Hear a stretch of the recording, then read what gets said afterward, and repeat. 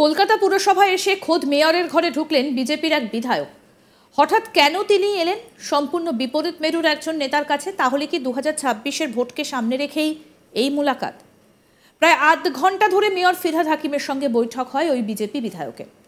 যদিও বৈঠক সেরে বেরিয়ে এসে যাবতীয় জল্পনা উড়িয়ে দিয়েছেন ওই বিজেপির বিধায়ক। তিনি জানান, তার পুরসভা এলাকায় স্মার্ট সিটি প্রকল্প নিয়ে ব্যাপক দুর্নীতির অভিযোগ উঠেছে। এই সংক্রান্ত বেশ কিছু নথিও তার হাতে এসেছে। তাই তিনি মেয়রের কাছে এসেছিলেন তাকে বিষয়টা অবগত করতে। যাদের এই বিষয়ে পদক্ষেপ করা যায় তার জন্য তিনি আবেদন করেছেন। যদিও পরে মেয়র এই বিষয়ে বলেন, বিষয়টা নিয়ে অভিযোগ তার কাছে আগেই জমা পড়েছিল, তিনি তদন্তের নির্দেশ দিয়েছেন। প্রসঙ্গত বলি, আমরা বলছি বিজেপি বিধায়কের কথা। তিনি কে? তিনি হলেন আরামবাগের গোঘাটের বিজেপি বিধায়ক বিশ্বনাথ কারক। 26-এর নির্বাচনের আগে বিজেপি বিধায়কের পুরমন্ত্রী তথা তৃণমূল কংগ্রেস দলের বর্ষিয়ার নেতার কাছে দরবার রাজনৈতিক জল্পনাকে কিন্তু উস্কে দিল। যদিও প্রায় আধ ঘন্টার সাক্ষাৎকারের পর মেয়রের চেম্বার থেকে বেরিয়ে রাজনৈতিক জল্পনা উড়িয়েই দিলেন গোঘাটের বিধায়ক বিশ্বনাথ কারক। তিনি জানান, আরামবাগ পুরসভা এলাকায় স্মার্ট সিটির টাকা নয়-ছয় হচ্ছে, বিভিন্ন স্কুলে সোলার প্যানেল ভেঙে পড়ছে। এই আর্থিক দুর্নীতির কথাই জানাতে এসেছিলেন পুরমন্ত্রীকে। দীর্ঘদিনের বন্ধু, পরিচিত বিধায়ক, তাই পুরমন্ত্রী হিসেবে তার কাছে অভিযোগ জানাতে এসেছিলেন। কি বলছেন বিজেপি বিধায়ক বিশ্বনাথ কারক? আসুন শোনাই।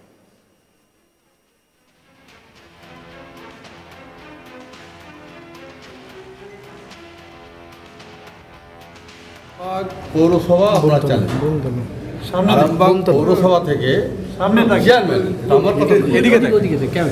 আরামবাগ পৌরসভার চেয়ারম্যান পৌর ডিপার্টমেন্টকে আবেদন করেছে পৌরসভা থেকে, যখন যে গ্রিন সিটি হয়েছে, গ্রিন সিটির প্রচণ্ড দুর্নীতি হয়েছে, গ্রিন সিটির কাজ কোথাও হয়নি, বা সোলার যে সমস্ত প্যানেল লাগিয়েছে স্কুলে সেইগুলো ভেঙে পড়ে গেছে, কোথাও কিছু হয়নি। প্রায় আমার ধারণা আনুমানিক 9 কোটি টাকার 9 কোটি টাকা।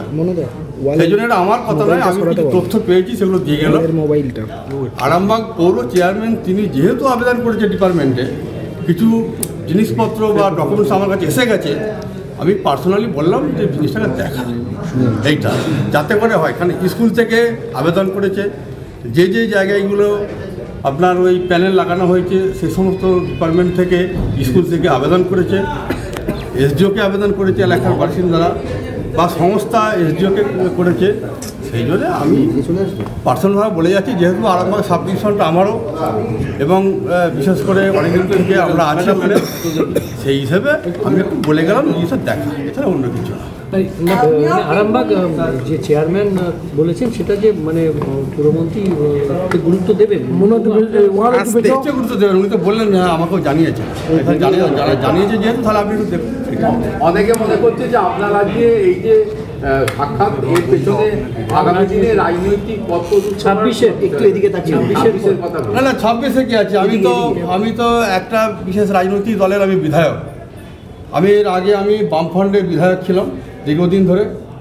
পরবর্তীকালে এই সরকার আসার পর কিছু সমাজ বিরোধী লোক, যারা এক সময় আমাদের বামফ্রন্টের সঙ্গে ছিল, তারা শাসক দলের সঙ্গে তারা এসে আমার উপর আক্রমণ হয়েছিল। পরবর্তীকালে এলাকার লোক ভেবেছে ভারতীয় জনতা পার্টি থেকে আমাকে দাঁড় করেছিল, জিতেছি। এই যে ব্যাপার। এখন কি মানে 26-এ কি বদল করছেন?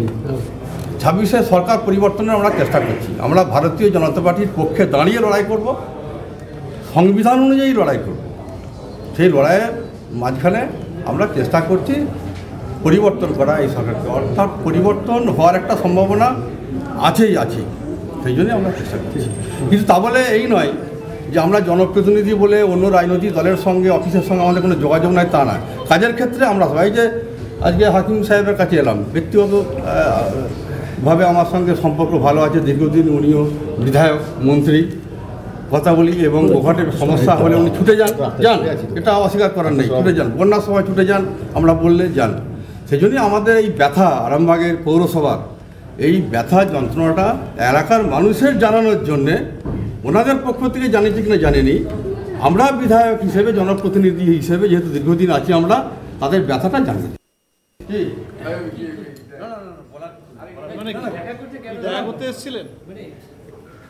এই বিষয়ে কলকাতা পুরসভার মেয়র তথা পুরমন্ত্রী ফিরহাদ হাকিম জানান, স্কুলে সোলার প্যানেলগুলো ভেঙে পড়েছে বলে অভিযোগ করছেন। এ নিয়ে আমার কাছে আগেও অভিযোগ এসেছিল, আমি তদন্তের নির্দেশ দিয়েছি। তবে 2026-এর ভোটের আগে বিরোধী দলের একজন বিধায়ক দেখা করতে আসছেন। ভোটের আগে তৃণমূলে কি যোগদান করতে পারেন ওই বিজেপি বিধায়ক? এই বিষয়ে তিনি বলছেন, ওর তো ইচ্ছে হবেই, আমার কাজ হচ্ছে অভিযোগ এলে সত্যতা যাচাই। শুনুন কি বললেন ফিরহাদ হাকিম।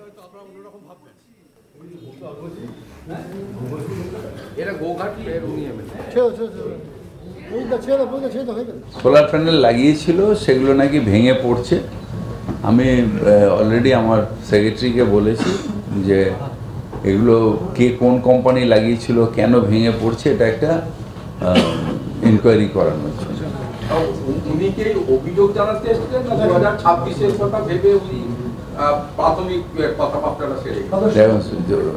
ওর তো ইচ্ছে হবেই, কিন্তু আমার কাজ হচ্ছে অভিযোগ পেলে তার সত্যতা যাচাই করা, যে কাজটা আমি করি।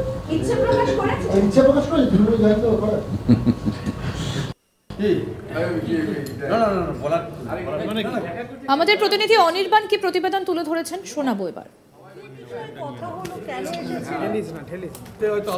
গোঘাটের বিজেপি বিধায়ক বিশ্বনাথ কারক, মূলত যেটা জানা যাচ্ছে যে কোথাও গিয়ে এই যে বিধায়ক, সেই বিধায়ক কিন্তু একেবারে সিপিএম বা একেবারে লেফট ফ্রন্টের সঙ্গে যুক্ত ছিলেন এবং তিনি এসে প্রথমত যোগ দেন বিজেপিতে এবং সেখান থেকে তিনি বিজেপির বিধায়ক হিসাবে নির্বাচিত হন। কিন্তু কেন এই কথা বলছি, কেন হঠাৎ করে গোঘাটের বিধায়কের কথা বলছি, এই মুহূর্তে দাঁড়িয়ে কিন্তু একটা কোথাও গিয়ে জল্পনা সৃষ্টি হয়েছে রাজ্য রাজনীতিতে ঠিক 2026 সালের নির্বাচনের আগে।